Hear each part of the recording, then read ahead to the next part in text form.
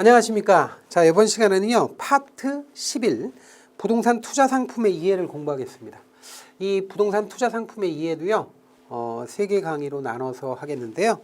이번 시간에 공부할 내용은 챕터 1, 부동산 투자 구분하고요. 그 다음에 챕터 2, 펀드 이해, 이렇게 해서 2개의 장을 할 생각입니다. 근데 이 앞부분은 전부 다 뭐냐면 그 용어 위주로 다 돼 있어요. 그래서 이거는 이제 기본 개념과 관련되는 내용이지 여기도 뭐 이론적인 뒷배경이 필요하거나 그런 게 별로 없어서 이 부분은 교재 위주로 하겠는데요. 먼저 말씀드리면 챕터 1은 비중이 높지 않습니다. 별로. 그러니까 가볍게 보셔도 될 것 같아요. 그러면 바로 우리 공부를 시작하도록 하죠. 일단 이걸 넘겨놓고요. 자, 일단 부동산 투자 방식별 비교라는 게 나오죠. 거기 보시면 직접 투자와 간접 투자 어떻게 다른가 뭐 이런 것들이 나와요.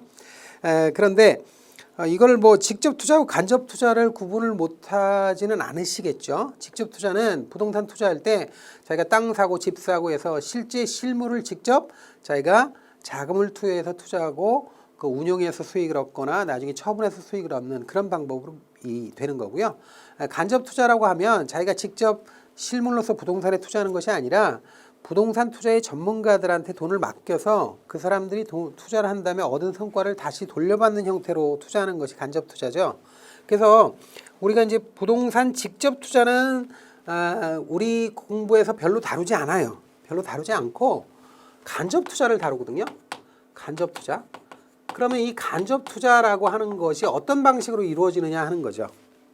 근데 일반적인 간접 투자는요, 주식이나 채권이나 이런 금융상품의 경우에는 간접 투자를 법적인 측면에서 가능하게 해줬던 법이 그전에도 물론 뭐 했지만 법률적으로 그 백업을 해줬던 것이 2004년도에 간접 투자 자산 운용에 관한 법률가 있어요. 그게 간투법이라고 그래요. 간접 투자 자산 관한 법률이라는 게 간투법이라는 게 있었어요. 그런데 그 법이 이제 2009년도부터 그 제정이 된 우리 이제 자본시장법으로 대체가 되죠. 그래서 그거는 이제 일반적인 금융상품의 경우고요. 부동산은 조금 달라요. 부동산의 경우엔 간접 투자에 관한 법률이 간접 투자하는 방식이 2가지예요. 하나가 부동산의 경우엔 부동산 펀드가 있고요. 또 하나는 리츠가 있어요. 2가지가 있는데 우리나라의 경우는 리츠가 더 빨라요. 그 리츠의 경우에 부동산 투자 회사법이라는 법률인데 이게 2001년도에 제정이 됐을 거예요, 이게. 그다음에 그 부동산 펀드는 간투법이라고 해서 2004년도, 그다음에 2009년도에 이제 자본시장법 이렇게 된 겁니다. 그래서 이제 간접 투자에 관한 거는 2가지가 대표적인 거예요. 부동산의 경우에는 부동산 펀드와 리츠. 근데 이 리츠보다는 이제 부동산 펀드가 더 크죠, 덩치가. 그래서 부동산 펀드라고 괄호 쳐놓고 해놓은 겁니다. 우리 교재에 보면 간접 투자 해놓고. 그래서 이 간접 투자를 하는 이유가 뭐냐 이거예요. 이거 하나밖에 볼 게 없어요. 사실 이 부분에서는. 왜 직접 투자 안 하고 간접 투자 하느냐 하는 거죠. 그래서 그 유리한 것이 왜 유리하냐 하는 건데 그게 이제 그 표로 정리되어 있는 겁니다. 그래서 세제 효과가 있다. 운용의 전문성에 의존한다. 상품이 다양하다. 안정적이다 하는 거예요. 근데 여러분들 있잖아요. 이 표 안에 있는 세부적인 것도 별로 볼 필요 없어요. 그냥 제목 보고 세제 효과가 직접 투자보다 더 유리하다. 운용의 전문성이 보장된다. 상품이 다양하다. 그러니까 내가 투자하는 경우에 직접 투자하는 경우에 땅이나 건물이라면 상가냐 아파트냐 뭐 이런 식으로 가잖아요. 그런데 간접 투자를 해서 부동산 펀드를 이용하면 굉장히 다양한 수익 구조가 있거든요. 그러니까 굉장히 많다는 거죠. 상품이. 그 다음에 안정적이다라는 거죠. 직접 투자하는 것보다는 리스크가 적다라는 거예요. 이거는 그냥 세부적인 거 안 보셔도 돼요. 이런 의미만 파악하시면 되는 거고요. 다음으로 이제 공모와 사모가 나오고 지분 투자냐 부채, 그러니까 뭐 레버리지 바이아웃 같은 부채, 데빗 투자냐 뭐 이런 거의 차이 이런 걸 보는 건데 그냥 참고로 보세요. 그냥 그 정도로 보시고요. 자, 다음에 이제 부동산 투자 기구별 비교가 있죠. 거기 보시면 부동산 투자 기구의 개요 해놓고 그림이 있어요. 그림이 있는데 직접 투자는 볼 필요 없고요. 간접 투자가 중요한데 간접 투자는 부동산 펀드라는 게 있고 리츠가 있잖아요. 근데 이 부동산 펀드, 개발 펀드, 실물 매입 펀드, 대출 펀드, PF 펀드가 있고 리츠에는 개발 리츠가 있고 실물 매입 리츠가 있는데 우리 법률하고는 약간 차이가 있어요. 그냥 이론적으로 그렇다는 겁니다. 그래서 세부적으로는 볼 필요가 없어요. 그리고 리츠는 우리가 따로 파트 하나 나눠서 나중에 우리가 공부를 따로 하잖아요. 그러니까 그 우리 교재 보면 맨 뒤에 리츠 있어요. 그때 상세하게 할 거니까 그때 보고요. 다만 다음 페이지를 넘기시면 부동산 펀드와 부동산 투자회사가 비교되는 표가 있어요. 표가 있는데 요거는 좀 보실 필요가 있다는 거예요. 왜냐하면 부동산 펀드는 제가 주로 하질 않습니다. 부동산 펀드는 우리 투자자산 운용사에서 부동산 펀드를 따로 떼가지고 그 영역을 하시는 선생님이 계시니까 됐는데 리츠는 제가 주로 리츠만 따로 떼서 하거든요. 그래서 부동산 펀드와 리츠를 비교하는 게 의외로 다른 데서 나올 수도 있어요. 물어볼 수도 있어요. 그래서 여러분들 딴 건 볼 필요 없고 리츠를 보세요. 이 표에서 리츠. 이건 나중에 또 제가 리츠 시간에 또 할 건데 자, 리츠라고 하는 게 부동산 펀드와 조금 달라서 이걸 비교하는 게 나올 수 있단 말이죠. 리츠는 일단 부동산 펀드와 좀 다르게요. 거기에 적용되는 법률이요. 부동산 펀드는 자본시장법의 규율을 받아요. 근데 리츠의 경우엔 리츠만 따로 해가지고 특별법이 있어요. 그거를 우리나라에서 2001년도에 이게 4월 달에 제정되고 시행은 아마 7월 달일 거예요. 근데 2001년도에 부동산 투자회사법이라는 게 제정됩니다. 이거 제정될 때 제가 기억납니다. 이게 제가 공청회도 갔거든요.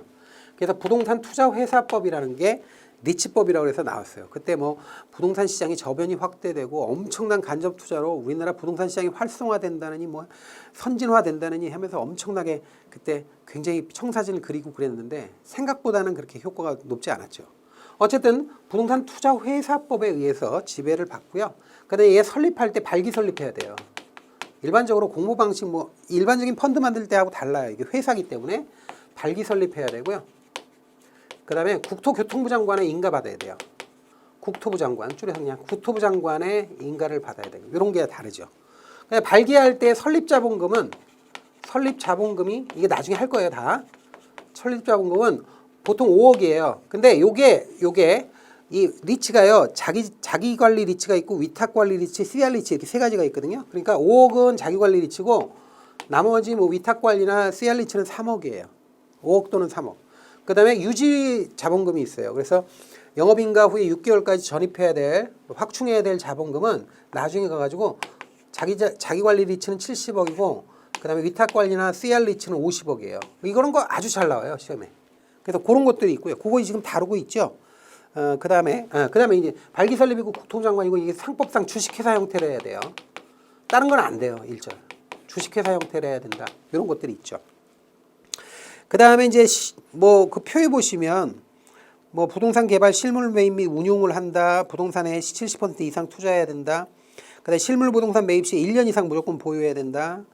그다음에 그 밑으로 쭉 내려가면 자기 자본의 2배까지는 돈을 빌릴 수 있는데 주주총회 특별 결의를 하면 10배까지 차입, 즉 빌릴 수 있다. 자금 대여는 안 된다. 이거 자금 대여 금지에다 동그라미 치는데요. 일반적인 부동산 펀드의 경우에 공부하시면 아시겠지만 부동산 펀드는 차입도 가능하고 대여도 가능해요. 대여는 100%, 자기 자본 100%까지 가능하거든요. 순자산의 100%까지. 근데 리츠는 이게 안 돼요. 그래서 그런 게 특징이고요. 그다음에 법인세의 경우에 자기관리형은 법인세 내야 돼요.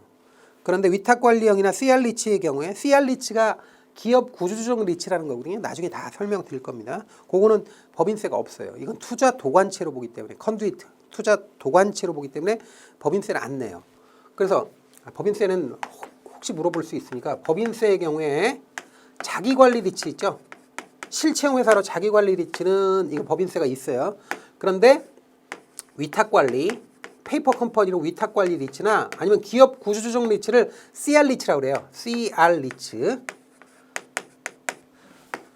코오퍼레이트 리스트럭처링 리츠. 그래서 코오퍼레이트 기업 구조조정. 그래서 CR 리츠라고 그래요. CR 리츠. 기업 구조조정 리츠의 경우에 CR 리츠의 경우에는 법인세 면제돼요. 그래서 이런 것들은 중요한 거니까 펀드하고 비교해서 부동산 펀드와 비교해서 나올 수 있어요. 그러니까 요거는 표는 어차피 뒤에 가서 또 할 거예요. 근데 요거는 꼭 여기서라도 정리를 해 놓으세요. 그래야 좀 공부 부담이 적을 수 있으니까 한번 쭉 한번 보시면 되고 이런 정도밖에 없어요. 그러니까 큰 그 타이틀 위주로만 보시면 됩니다. 그 1장의 경우에는. 자, 그 다음에 이제 2장입니다. 2장, 챕터 2. 여기 2장 내용 보죠. 자, 이제 부동산 펀드와 관련된 내용인데, 부동산 펀드는 펀드가 따로 다루어지죠. 상품에서. 그러니까 여기서는 뭐 중복되는 거고, 그리고 여기서는 그렇게 많이 언급이 안 돼요. 시험에서. 쭉 한번 그 구조나 이런 것은 그냥 보시고요. 자, 우리나라의 부동산 펀드의 경우에 사실은 굉장히 여러 가지 형태가 있어요. 여러 가지가 형태가 있는데, 부동산 펀드 한번 봅시다. 제가 딴 데랑 좀 중복이 되기 때문에 잘 언급은 안 하는데, 그래도 뭐 여러분들 공부에 도움이 되실 테니까 한번 보겠습니다. 자, 부동산 펀드는요, 부동산 등의 자산에, 그 펀드 자산의 50%를 초과하여 투자하는 것을 부동산 펀드라고 그래요. 부동산 펀드는 뭐다? 정의할 때 우리나라 자본시장법에서 정의되고 있어요. 부동산 펀드는 펀드 자산의 50%를 초과해서 부동산 등에 투자하는 거예요. 부동산 등에 투자하는 거예요. 등이라는 게 중요한 거예요. 등은 뭐냐면 부동산도 들어가지만 부동산과 관련된 자산이나 권리에 투자할 수 있다는 거예요. 그래서 부동산과 같은 자산이라고 하면 부동산과 관련된 증권이나 파생상품 다 포함하고요. 그 다음에 부동산과 관련된 투자 행위, 즉 대출 행위까지 다 포함돼서 이런 거, 그것이 그 기초자산이 부동산이라면 부동산 등으로 취급해서 부동산 등에 펀드 자산의 50%를 초과해 투자하면 부동산 펀드로 규정하고 있어요. 원래는 부동산 펀드를 규정할 때 자본시장법에서는 부동산 펀드 자산의 40% 이상을 부동산과 관련된 부동산 등에 투자하면 부동산 펀드라고 하는데, 이때 40% 이상에서 그 비율은 구체적으로 시행령에서 규정한다 이렇게 돼 있거든요. 그래서 그 시행령을 찾아보면 50% 초과라고 돼 있어요. 그래서 모든 교재가 부동산 펀드는 펀드 자산의 50%를 초과해 부동산 등에 투자한다 이렇게 돼 있단 말이에요. 그러면 펀드 자산이 이렇게 있다 그러면 전체 펀드 자산의 반 50%를 하여튼 0.0001%라도 넘어가가지고 투자하면 부동산 등에다 투자하면 그러면 전부 다 부동산 펀드가 되는 거고, 나머지는 자유롭게 투자할 수 있어요. 나머지는 50% 초과한 나머지는. 그러면 이때 부동산 등에 투자하는데 어떤 것을 편입하느냐에 따라서 펀드가 다른데, 어떤 식으로 그 투자하느냐에 따라서 첫 번째가 실물형 부동산 펀드가 있어요. 그 다음에 대출형 부동산 펀드가 있어요. 그 다음에 개발형 부동산 펀드가 있어요. 개발형이 있어요. 그 다음에 개량형 부동산 펀드가 있어요. 뭐 이런 식으로 해가지고 쭉 있단 말이에요. 그러면 실물형 부동산 펀드가 가장 일반적인데, 실물형 펀드는 임대형, 매매형, 그다음에 경공매형, 여기 개발형, 개량형 여기 들어가는구나. 그 경공매형, 그다음에 개발형, 개량형 뭐 이런 거 있단 말이에요. 쭉쭉쭉쭉 있단 말이에요. 근데 대출형 말고도 다른 것도 있어요. 증권형도 있고 권리형도 있고 있는데, 이런 거는 뭐 중요한 게 아니고요. 그래서 우리가 가장 일반적으로 많이 하는 건 실물형 부동산 펀드 중에 임대형, 뭐 매매형 이런 거 하고요. 대출형 이런 게 중요해요. 특히나 부동산 펀드가 처음 나왔을 때는 대출형이 가장 일반적이었어요. 이게 우리나라 부동산 펀드 중에 가장 많았어요. 그 다음에 뭐 기껏해야 그 다음에 임대형이나 매매형이나 경공매형 조금 개발되고 막 이랬어요. 그래서 요쪽에서 요 부분에서 좀 중시해서 이런 게 나오는 거죠. 그러면 여기서 이제 처음에 부동산 펀드가 나왔을 때, 개발됐을 때 가장 많이 그 개발된 게 대출형이니까 대출형에 대한 설명을 조금 하고 있는 겁니다. 그럼 우리가 대출형 부동산 펀드라고 하는 거를, 이걸 지우겠습니다. 대출형 부동산 펀드라는 거를 우리가 뭐라고 그러냐면 일명 프로젝트 파이낸싱형이라고 그래요. 프로젝트 파이낸싱형. 프로젝트 사업이란 뜻이죠. 파이낸스 하면 이제 금융이란 뜻이에요. 그래서 프로젝트 파이낸싱형 부동산 펀드 이렇게 얘기한단 말이에요. 근데 요거를 줄여서 그냥 PF형이라고 그래요. PF형. 그래서 요즘에 계속해서 우리 대출형 부동산 펀드는 거의 대부분 프로젝트 파이낸싱을 했기 때문에 프로젝트 파이낸싱형 부동산 펀드하고 대출형 부동산 펀드가 같이 그냥 등치돼 가지고 같은 걸로 그냥 취급하고 있어요. 그래서 PF형과 같은 거예요. 근데 문제는 이 PF가 뭔지를 몰라. 잘 몰라요. 그래서 이제 이 수익 구조를 잘 이해를 못 한다는 거죠. 그러면 이 PF라는 게 뭐냐 하는 거예요. PF라는 거는 프로젝트는 사업이란 뜻이고, 사실은 요거는 금융이란 뜻이잖아요. 근데 사업과 금융이 결합된 새로운 자금 조달 수법이에요.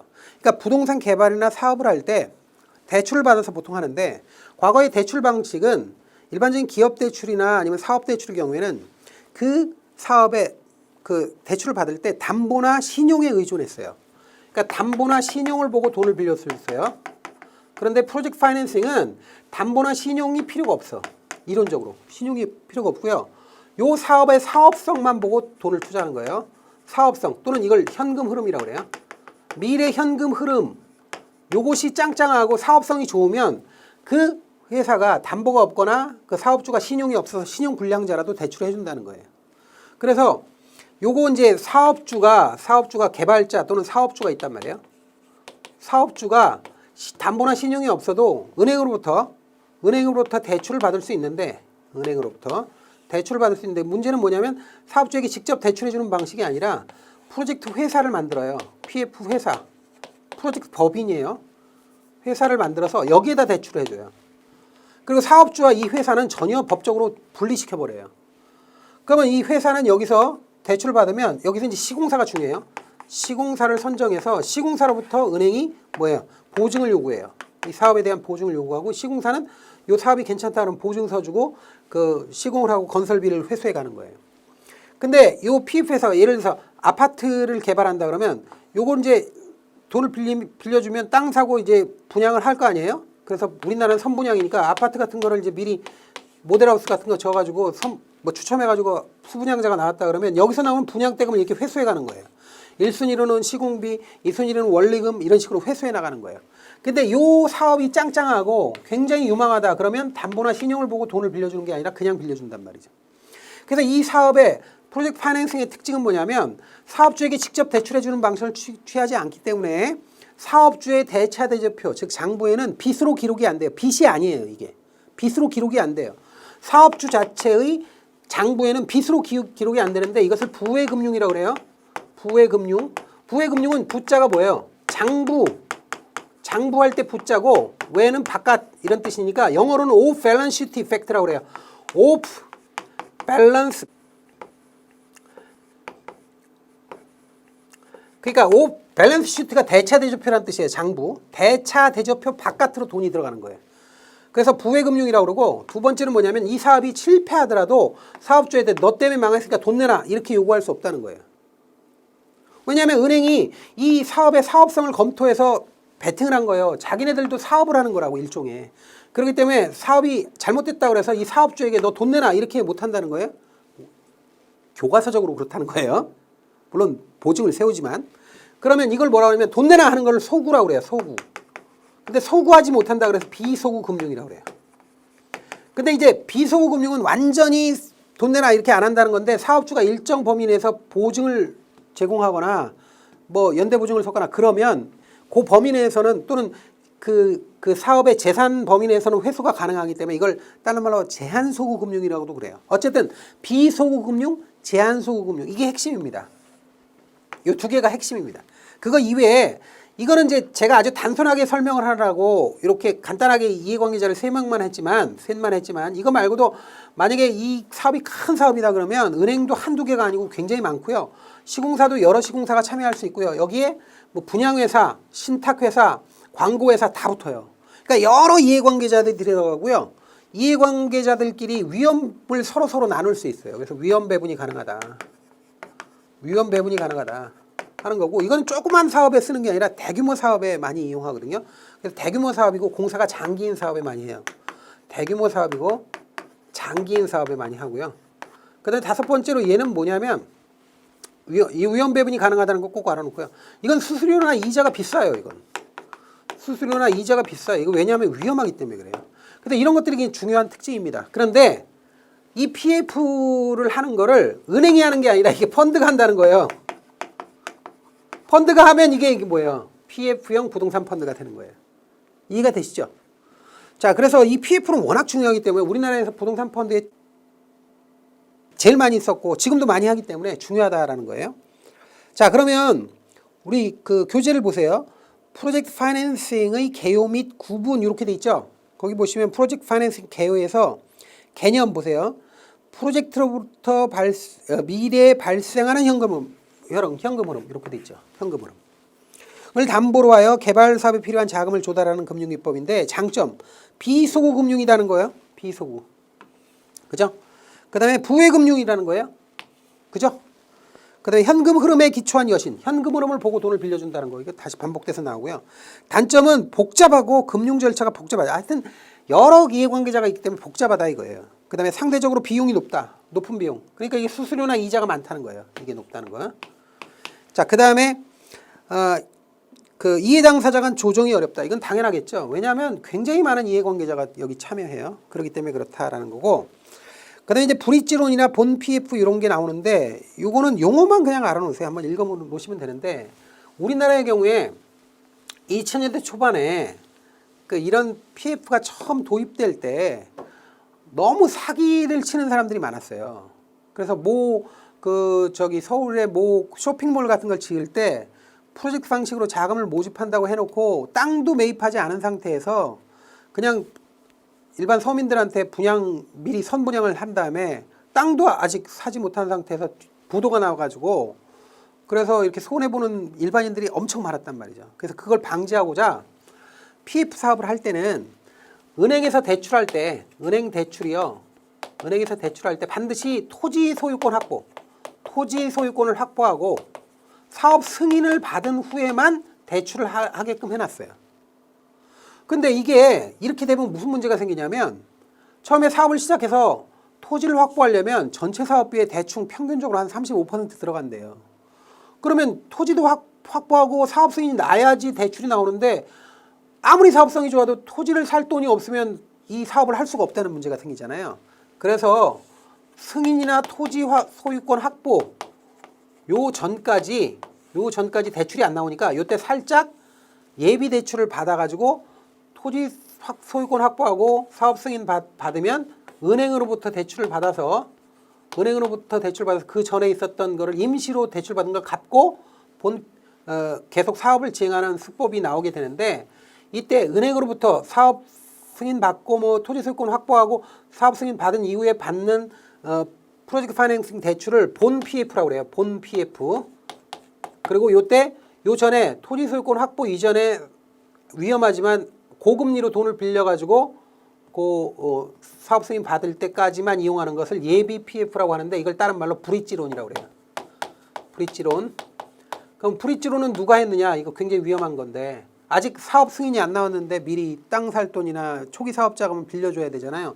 이거 누가 했냐면 저축은행이 한 거예요. 그 다음에 캐피탈 이런 데서 한 거예요. 그래서 나중에 대거 부실이 일어나죠. 이것 때문에. 근데 어쨌든 캐피탈 같은 것들이 아주 투기적 자본들 일종의 제2금융권에서 이걸 많이 해줬단 말이에요. 제2금융권에서. 그러니까 요걸 브릿지론이라고 그러고 요걸 본 PF라고 합니다. 그러니까 그 의미만 생각하면서 읽어보세요. 그 브릿지론 보세요. 개발사업 진행의 가장 기초 단계인 토지 확보 및 사업 인허가, 그러니까 승인받기 종료되지 않은 시점에서 실시되고 통상 1년 내외의 단기 대출 형태다라는 거죠. 그 다음에 본 PF는 개발사업의 인허가 작업이 종료된 후 착공 시점에 실행되는 PF다. 그래서 본 PF를 통해 조달된 자금은 주로 기존 대출금, 즉 브릿지론을 갚는 데 쓰는 거예요. 기존 대출금 상환과 공사비 활용되며 기간도 공사 종료 시점까지 길게 가는 거예요. 나머지 뭐 됐습니다. 그래서 이런 의미를 좀 이해하시고 한번 구분할 수 있을 정도만 보시면 돼요. 그 나머지는 중요하지 않습니다. 그래서 쭉 한번 보고요. 자, 다음에 이제 실물 매입형 펀드나 뭐 이런 것들은 그냥 보시고요. 다음 넘어가시면 자, 우리가 실물을 매입할 때 부동산을 평가를 해야 돼요. 요걸 얘기를 잘 들으셔야 돼요. 지금부터 뒤에 계속 이어집니다. 이게. 여러분들 여기서 끝나는 게 아니라 뒤에 가면 또 나와요. 그러니까 이게 잘 들으셔야 돼요. 제 설명을. 자, 우리가 부동산 펀드 하면 대표적인 펀드가 실물형 부동산 펀드로 임대형이나 매매형이 있고 그 다음에 대출형이 있다고 그랬죠. 근데 대출형은 지금 제가 설명한 PF는 그 대출형이 그런 거예요. 근데 됐는데 문제는 이제 실물 매입형 펀드, 즉 매매형 부동산 펀드의 경우에 싼 부동산을 사서 나중에 적정 가치에 팔아서 수익을 얻는 건데 문제는 이 부동산을 살 때 이 부동산이 싼지 비싼지를 판단해서 사야 될 거 아니에요. 비싼 건 사면 안 되잖아요. 싼 거 사야 되잖아요. 그러면 반드시 가치평가라는 걸 해야 돼요. 가치평가. 이걸 이제 밸류에이션이라고 그러잖아요. 가치평가. 또는 감정평가라고 해도 돼요. 감정평가나 뭐 가치평가나 여기서는 뭐 구분 없이 보통 씁니다. 그래서 어프레이설, 감정평가. 어쨌든 그것이 뭐든 간에 그 부동산의 가치를 매겨줘야 된단 말이죠. 평가를 해서 이게 부동산이 살 거냐 말 거냐 이걸 결정해야 되는데 이때 가치 평가하는 방법, 가치 분석하는 방법이 세 가지가 있다는 거예요. 그래서 이 표를 보세요. 수익형 부동산 가치 분석 방법, 시장 접근법, 비용 접근법, 소득 접근법 이렇게 돼 있는데 용어가 막 겹쳐져 있죠. 여기서 시장 접근법은 이거 하나만 알면 되는데 비용 접근법은 다른 말로 원가 방식이라고 그래요. 소득 접근법은 이게 수익 방식 또는 수익 환원법이라고 그래요. 자, 소득 접근법. 요게 나중에 어떤 식으로 시험에 용어가 나올지 모르니까 소득 접근법은 다른 말로 뭐라고 그런다? 수익 방식 또는 수익 환원법이라고도 그래요. 요걸 기억을 하세요. 그러면 이게 뭔 얘기냐 하는 거예요. 이게 무슨 얘기냐면 이런 거예요. 제가 이게 부동산이라고 가정해 봅시다. 그럼 요거 가격을 매겨야 돼요. 가치 평가를 해야 되는데 그럼 이 가격이 예를 들어서 지금 현재 요 물건의 가격이 100원이라고 해봅시다. 자, 그러면 이 100원의 적정 가치를 산정해야 되지. 시장 가격은 100원인데 저게 맞냐 이거지. 저게 싼 거냐 비싼 거냐 이걸 판단해야 돼요. 그러려면 저 100원이 왜 100원인가 이걸 생각해 봐야 되죠. 왜 100원인가 했더니 첫 번째는 뭐냐면 저 100원어치의 비용이 들어갔다. 100원어치 비용이 들어갔다. 즉 저 물건을 만드는데 재료비, 노무비, 경비 같은 원가가 100원어치 들어갔으니까 이게 100원 아니냐. 이렇게 설명하는 게 원가 방식이라는 거예요. 즉 어떤 물건의 가치를 산정할 때 그 물건에 투입된 비용에 의해서 가치가 결정된다라고 하는 걸 원가 방식이라고 그래요. 이게 고전 경제학에서 쓰던 방식이죠. 그러니까 만약에 사과가 있다 그러면 사과가 왜 얼마 100원인데 이게 사과가 왜 100원이냐? 사과에 투입된 종잣값, 비료값, 인건비 이런 비용들이 원가가 100원어치 들어가고 적정 이윤이 붙어서 그냥 100원이다. 이렇게 보면 이것을 원가 방식이라고 한다는 거죠. 이걸 비용 접근법, 이걸 코스트 어프로치 또는 원가 방식이라고 하는 거예요. 자, 그래서 요 원가 방식이라는 게 있어요. 두 번째는 뭐냐면 저 물건이 100원인 것은 저 물건에 미래 얻을 수 있는 수익을 현재 가치로 바꿔보니까 100원 정도 한다. 이런 거예요. 예를 들어서 지금 현재 이자율이 10%예요. 0.1, 10%예요. 그런데 요 물건에 투자를 하면 매년 10원씩 벌어. 10원씩 번다고 가정해요. 그러면 10원씩 버는 저 물건에 대해서 지금 이자율이 10%라면 사람들은 얼마 정도의 저 10원, 1년에 10원 버는 저 물건을 살 수 있을까? 100원에 사겠죠. 왜냐하면 100원에 물건을 사면 10%의 수익, 이 일반적인 수익률, 이자율이 10%니까 10원씩 버는 거 아니에요? 즉 10원을 이자율 10%에 만족시켜주는 가격은 100원이 되는 거지. 다시 10원이라는 수익을 이자율 10%의 관계에서 만족시켜주는 가격은 100원이에요. 만약에 100원이 넘어가서 120원 되면 120원짜리를 사서 10원만 버니까 10%보다 수익률이 낮아지니까 그러면 사람들이 안 살 거란 말이죠. 즉 시장의 적정한 수익률 수준에서 미래 수익을 현재 가치로 바꾸면 그것이 그 물건의 가격이다라는 걸 수익 환원법이라고 그래요. 즉 왜 100원이냐? 이 물건의 1년 버는 돈이 10원인데 지금 적정 이자율이 10%니까 이걸 나눠보면 100원이 되더라. 이렇게 설명하는 걸 뭐라고 그런다? 수익 환원법 또는 소득 접근 방식이라고 하는 거예요. 수익 환원법 또는 소득 접근법, 소득 접근법, 인컴 어프로치라고 그래요. 수익 환원법 또는 소득 접근법. 아니다. 세 번째. 그냥 이 물건은 뭐 원가가 얼마니, 수익이 얼마니 이거 볼 필요 없이 시장에서 얼마에 거래되느냐만 확인하면 된다. 이건 시장 접근법이라고 그래. 시장 접근법이 제일 쉬워요. 근데 문제는 우리 시험에서 뭐가 주로 나와요? 요게 나온다 이거야. 응? 그러면 수익 환원법 또는 소득 접근법을 다시 한번 설명하겠습니다. 이게 여러분들 이게 잘 들으셔야 돼요. 자, 굉장히 중요한 거고 이게 기본 개념이고 이게 굉장히 주식이나 채권 가치 선정할 때도 쓰는 거니까 잘 들으세요. 어떤 자산의 가치는 지금 전부 다 여러분들 그 소득 접근법 또는 수익 환원법을 써요. 이게 주식이든 채권이든 뭐든 기본적으로 소득 접근법을 써요. 즉 수익 환원법을 써요. 수익 환원법은 기본 아이디어가 뭐냐? 어떤 물건의 가치는 그 물건을 통해서 미래 얻을 수 있는 수익을 현재 가치로 환원한 것이다 이거예요. 즉 내가 주식을 사든 채권을 사든 부동산을 사든 그걸 통해서 얻을 수 있는 미래 수익이 있을 거 아니에요. 캐시플로우, 미래 현금 흐름, 미래 예상 현금 흐름. 이거를 일정한 이자율 R로 현재 가치로 바꾼 거예요. P0 현재 시점으로 바꾼 거예요. 이때 이건 미래 현금 흐름, 미래 예상 현금 흐름이에요. 그래서 요거는 뭐냐면 현재 이자율이나 아니면 보통 여기 쓰는 게 뭐냐면 투자자가 내가 요 정도는 먹어야지, 요 정도는 내가 요 자산에 투자하면 요 정도 수익은 받아야지 라고 요구하는 수익률이에요. 그래서 요구 수익률이라고 그러고 만국 공통어로 약자로 K라고 써요. 그래서 요구 수익률을 쓰든 시장 이자율을 쓰든 어쨌든 요걸 비율을 여기다 집어넣어서 현재 가치로 바꿔주는데 미래 가치를 현재 가치로 바꾸는 요 비율은 요걸 할인율이라고 표현해요. 할인율. 잘 보세요. 만약에 은행에 가서 100원을 예금을 했는데 1년 후에 110원 준대요. 은행에서 그래요. 그러면 자 고객님이 100원을 맡기시면 110원을 드릴게요 라고 안 하고 이자율 10%입니다 이렇게 얘기해요. 이때 이자율은 현재 가치를 present value 현재 가치를 future value 미래 가치로 바꾸는 비율을 이자율이라고 그래요. 이해가 되십니까? 그런데 거꾸로 1년 후에 110원짜리 물건을 너 지금 사면 얼마에 살래? 라고 물어봤을 때 다시 1년 후에 110원짜리 물건을 너 지금 사면 얼마에 살래? 라고 생각한다 물어보면 사람들은 만약 굉장히 똑똑한 사람이면 지금 이자율이 10%니까 10% 정도는 먹어야 되니까 1년에 10% 먹으려면 내가 100원에 사야 110원 되면 10% 되니까 100원이야. 이렇게 얘기하면 이때 이 이자율을 미래 가치를 현재 가치로 바꾸는 데 썼죠. 잘 들으세요. 미래 가치를 현재 가치로 바꾸는 데 썼죠. 그럼 이때는 이자율이라고 안 하고 똑같은 비율이라도 할인율이라고 하는 거예요. 다시 말씀드릴게요. 이자율은 현재 가치를 미래 가치로 바꿔주는 비율을 이자율이라고 그래요. 거꾸로 미래 가치를 현재 가치로 바꿀 때는 이자율이라는 표현을 안 써요. 똑같은 숫자를 쓰더라도 할인율이라고 그래요.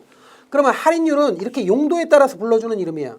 그런데 할인할 때 내가 먹어야 되는 수익률을 쓰면 요구 수익률을 할인율로 쓰는 거예요. 요구 수익률을 할인율로 쓴다 하는 거예요. 아시겠죠? 내가 먹어야 될 수익률, 내가 요구하는, 내가 바라는 수익률을 할인할 때 쓰면 할인율이 요구 수익률이 되는 거예요. 그 다음에 현재 정기예금 이자율을 쓴다 그러면 정기예금 이자율을 할인할 때 쓰면 정기예금 이자율이 할인율이 되는 거예요. 이해가 되죠? 그래서 보통은 요구 수익률로 할인을 하는데 이때 그 요구 수익률, 즉 부동산의 미래 수익을 현재 가치로 바꿔줄 때는 요때는 또 다른 말로 부동산에서는 특별하게 요걸 뭐라고 표현하느냐? 영어로 capitalization rate라고 그래요. capitalization rate. 그래서 줄여서 cap rate라고 그래. cap rate. 그리고 이걸 뭐라고 표현하냐면 자본 환원율 또는 자본화율 이렇게 얘기해요. 자본 환원율 또는 자본화율 뭐라고 써도 돼. 아시겠죠? 그러면 자본 환원율이란 말이 결국 할인율이라는 얘기고 할인율이면서 또 요구 수익률이고 그런 거예요. 그냥. 그러니까 어떤 상황에서 불러주는 이름이에요. 그러면 이때 캠레이트 자본 환원율 요 용어의 의미를 알아놓고 그러면 자본 환원율을 어떻게 구할래? 어떻게 구할래? 요거 이렇게 보세요. C 조 투 L 부 외우세요. 다시 C 조 투 L 부 외우세요. 이거 C 조는 요로도 바꿔서 낼 수 있죠. 우리 교재에서는 요로 돼 있나? 조로 돼 있어요. 그러니까 요는 볼 필요 없어요. 자 보세요. C 조 투 L 부 시장 추출법, 조성법, 투자결합법, L우드법, 부채감당법. 선생님 이게 무슨 뜻입니까? 몰라도 돼요. 그냥 외우세요. 시, 조, 투, 엘, 부 혹시 모르니까. 아시겠죠? 시장 추출법, 조성법, 투자결합법, L우드법, 부채감당법. 외우세요. 이게 자본 환원율 구하는 법이에요. 그러면 세부적으로 안 나와. 안 물어봐. 그러니까 그냥 이게 그냥 5개 외우세요. 외우세요. 이런 게 있다. 그러면 선생님 세부적으로 뒤에 앞에 있는 3개를 따로 설명하고 있어요. 뒤에. 이 시간 말고 다른 시간에. 그때 언급할게요. 구분하는 것만. 그러니까 이걸 세부적으로 실제로 자본 환원율 구하시오 이런 거는 물어볼 수가 없어요. 그러니까 요게 있다 정도 알아놓으시면 돼요. 이해가 되죠? 자, 그럼 보세요. 자, 수익형 부동산 가치 분석 방법 다시 봅니다. 시장 접근법, 비용 접근법이 원가 방식이에요. 소득 접근법이 수익 환원법이라고 그랬어요. 자, 그럼 한번 보세요. 시장 접근법부터. 최근에 거래된 유사 부동산의 매매 사례를 분석하여 대상 부동산의 시장 가치를 평가하는 방법. 그러니까 시장에서 얼마에 거래되냐를 보고 그 부동산 가치를 매기는 거야. 이걸 시장 접근법이라고 그러고 간단한 거죠. 비용접근법 보세요. 부동산의 신규 가치는 투입된 비용과 일치된다. 그러니까 이 부동산의 가치는 결국 얼마를 투입했느냐, 얼마의 비용이 들어갔느냐에 따라서 가치가 달라진다는 거죠. 그래서 그 밑에 보면 부동산 가치는 계량물의 신규 비용에서 감가상각액을 빼고 지가, 땅값을 더해주면 된다는 거예요. 그러니까 그렇게만 알아놓으세요, 그냥. 그러니까 이런 거예요. 전체 부동산의 가치는 이런 부동산이 있다. 그러면 땅값은 만들 수가 없으니까 땅값은 따로 산정하고 이 건물값은 지은 지 5년 돼서 약간 헐었다 그러면 이 건물이 새 걸로 지을 때 가격, 새 가격, 새 물건 가격에다가 헌 만큼의 가치, 헌 가치를 빼줘. 이때 새 가격, 새로 만드는 가격, 신규 비용에다가 헌 만큼의 가치를 빼주는데 헌 만큼의 가치를 감가상각액이라고 그래요. 감가액. 감가된 만큼을 빼면 건물값이 나와. 요 건물값에다가 땅값 더하면 전체 부동산 가치다. 이런 겁니다. 자, 그 다음에요. 소득접근법 보세요. 부동산의 가치는 장래 기대되는 편익을 현재 가치로 환원한 값. 어렵게 표현했어요. 장래 기대되는 뭐예요? 편익. 편익은 이제 장래 현금 흐름이지. 장래 예상, 미래 예상. 장래가 중요한 거예요. 미래 예상 현금 흐름을 현재 가치로 바꾼 거예요. 할인했다. 또는 환원했다. 이렇게 얘기해요. 할인했다, 환원했다 같은 말이에요. 요거. 환원이란 말이 capitalization이에요. 어? 그래서 현재 가치로 환원했다 또는 할인했다 같은 말이에요. 이렇게 해서 구한다라는 거고. 그러면 자본 환원율을 어떻게 구할 거냐 이거예요. 자, 1번 소득을 가치로 환원시키는 비율이고 캠레이트. 2번 보세요. 미래 현금 흐름을 할인하여 현재의 실질적 자산 가치를 파악하기 위해 사용되는 할인율이죠. 그러니까 자본 환원율도 할인율이라고. 할인율의 일종이란 말이에요. 캠레이트는 상업용 부동산의 순영업이익은 부동산 가격으로 나눠놨다. 이건 너무 신경 쓸 필요 없어요. 그래서 어쨌든 캠레이트라는 용어 알았죠. 그러면 이것을 어떻게 구한다? 그 밑에 표에 시조투엘부 이렇게 제목만 알아놓으세요. 자, 다음에 이제 개발형 펀드니 개발형 뭐 어쩌고 나오는데 됐습니다. 자, 다음에 이제 부동산 위험의 종류가 있는데 이거는 큰 틀에서 그냥 읽어보시면 돼요. 자, 그래서 부동산 투자할 때 위험은요 크게 둘로 나눠요. 크게 둘로 나눕니다. 자, 보세요. 위험, 리스크. 하나하나를 잘 집중해서 들으시면 문제될 게 전혀 없습니다. 자, 보세요. 우리가 어떤 것을 투자했을 땐 리스크가 있죠. 근데 이 리스크는 두 가지가 있어요. 시스테믹 리스크, 체계적 위험이 있고요. 또 하나가 non-systemic 리스크, 비체계적 위험이 있어요. 체계적 위험은 뭐냐면 시장의 힘에 의해서 야기되는 거예요. 시장의 힘.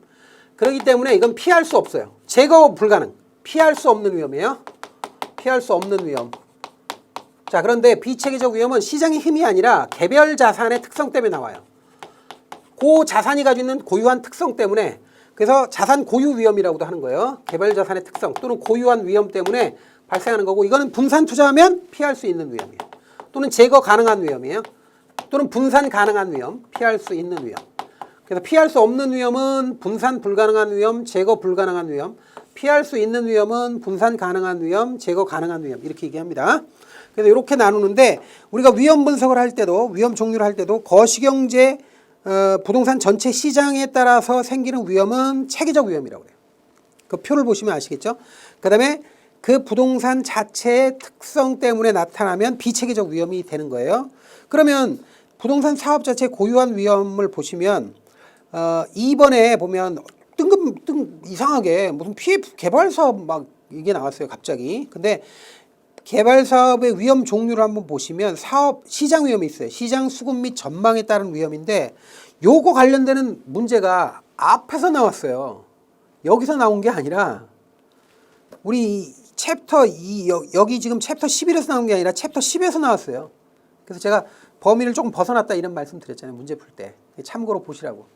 그래서 시장 위험은 시장 수급 및 전망과 관련되는 위험이 되고 사업 위험은 뭐 토지 확보나 인허가 관한 사업 비용이나 재원 조달이나 사업 일정과 관련되는 위험이고 사업 주체 위험, 재무적 위험, 채권 보존 위험 이런 게 있다 정도만 알아놓으시면 돼요. 너무 세부적으로 하실 필요 전혀 없어요.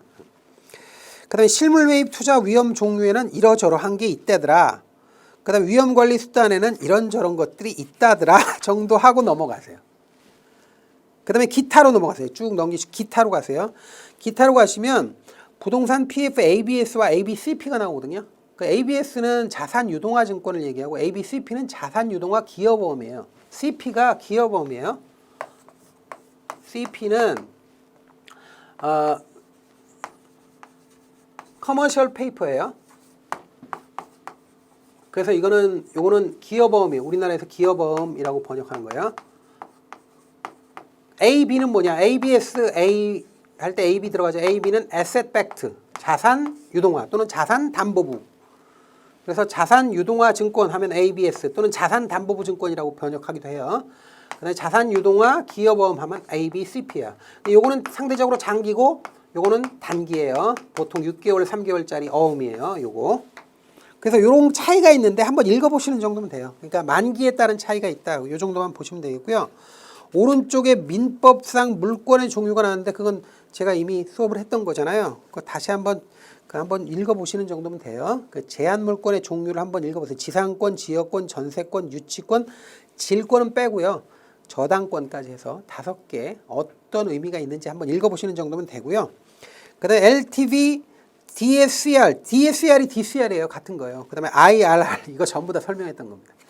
그래서 이게 또 뭐 IRR 구하기 이런 거 나오는데 이런 건 물어볼 수가 없어요. IRR 구하려면 여러분들이요.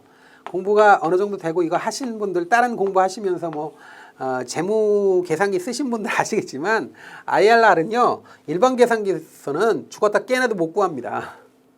IRR 못 구해요. 1년짜리 만약에 현금 흐름이 1년짜리라면 구할 수 있어요. 근데 2년, 3년 되면요. 죽었다 깨나도 못 구합니다. 재무 계산기 있어야 돼요. 특수한. 그래서 이거는 그냥 재무 계산기나 공학용 계산기를 이용하는 건데 그냥 좀 이해를 좀 시키기 위해서 조금 사례를 들어서 넣어놨다 정도 하고 그 정도 수준 이상이 아니다.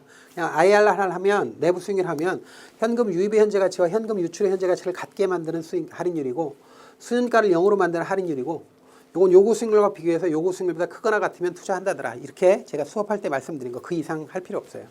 그 정도 보시면 돼요. 그래서 뒤에까지 돼 있는데 이건 신경 쓰실 필요가 없다 하는 거 알아놓으세요. 자, 그래서 우리가 마지막까지 우리가 봤습니다. 그래서 수익률 분석까지 봐서 우리가 2장을 끝냈습니다. 자, 그러면 이번 시간에 공부한 내용을 우리가 살펴보겠는데요. 그러면 이번 시간에 공부한 내용을 한번 보겠습니다. 우리가 1장이죠. 1장에서 부동산 투자 구분에서 공부했던 게 직접 투자와 간접 투자의 차이점 이런 거 봤죠. 그래서 그거 한번 살펴보시면 되겠고요. 그 다음에 나머지는 뭐 크게 중요한 게 없다가 부동산 펀드하고 리츠를 비교한 게 있어요. 그런데 제가 리츠가 중요하다 그랬잖아요. 그 리츠는 뒤에도 나오죠. 그래서 꼭 리츠에 대한 내용은 정리를 하시고요. 자, 다음에 이제 부동산 펀드와 관련되는 내용을 조금 언급을 했습니다. 다음 장에서. 근데 여기서 이제 우리나라 부동산 펀드에서 초창기도 그렇고 지금도 상당한 비중을 차지하는 것이 대출형 부동산 펀드, 즉 프로젝트 파이낸싱형이에요. 그래서 프로젝트 파이낸싱의 구조를 제가 말씀드렸는데 비소금융이다, 뭐 그 다음에 부외금융이다 이런 말씀을 중심으로 말씀드렸죠. 꼭 정리하셔야 됩니다. 자, 다음에 이제 실물 매입형 부동산 펀드와 관련돼서 부동산의 가치를 분석하는 거 굉장히 중요해요. 그래서 시장 접근법, 그 다음에 비용 접근법이라고 해서 원가 방식, 그 다음에 소득 접근법이라고 해서 수익 환원법을 이제 말씀드렸는데 수익 환원법이 가장 중요하니까 수익 환원법과 그 다음에 자본 환원율 구하는 법, C조2L부 말씀드렸죠. 그것을 잘 한번 정리하시기 바랍니다. 자, 다음에 이제 부동산 위험은 여러 가지 종류가 있다라고 언급하면서 교재에서 위험의 종류는 여러분들이 쓱 한번 읽어보시고요. 그 다음에 ABS와 ABCP의 차이는 표로 되어 있는 거 한번 보고 분별하시면 됩니다. 근데 여러 가지 뭐 투자 지표 중에 무슨 우리가 공부했던 내용들이 있었죠. 뭐 LTV라든지 그 다음에 부채 상환 비율 또는 뭐 DCR 또는 DSCR이라고 하는 거하고 마지막에 IRR이 나왔는데 이런 것들은 과거에 그 전에 공부를 했으니까 그런 내용들 정리를 과거에 공부했던 거 그걸 정리를 하시면 되겠습니다. 자, 이렇게 해서 이번 시간 끝내도록 하겠습니다. 수고하셨습니다.